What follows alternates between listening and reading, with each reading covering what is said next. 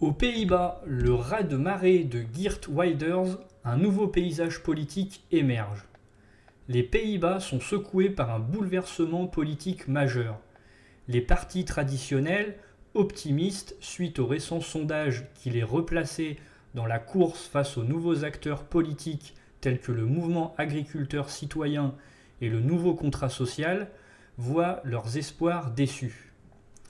La nette avance accordée au parti d'extrême droite dirigé par Geert Wilders, leader du Parti pour la liberté, redéfinit les enjeux pour la formation d'un gouvernement. Au lendemain de la surprise des résultats, les Pays-Bas se réveillent ce jeudi avec un paysage politique profondément remanié.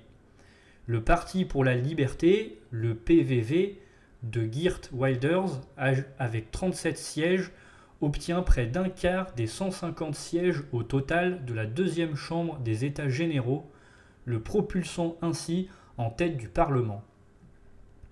En revanche, l'Alliance travailliste écologiste, malgré sa progression, se retrouve loin derrière avec 10 sièges de moins. Les électeurs ont surtout infligé une sévère sanction aux trois principaux partis de la coalition sortante.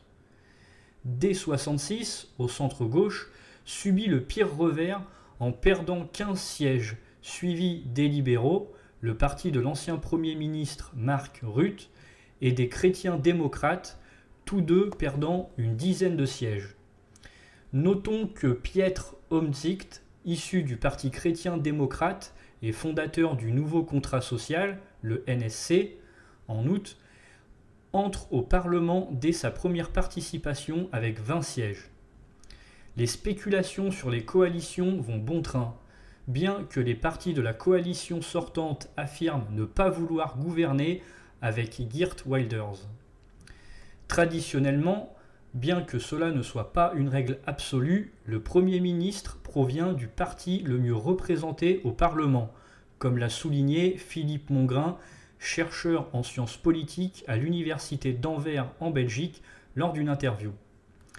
Cependant, rien n'est joué d'avance, car le parti de Geert Wilders a déjà été membre d'une coalition il y a 13 ans, en septembre 2010, en tant que partenaire silencieux soutenant le gouvernement au Parlement sans détenir de portefeuille ministériel.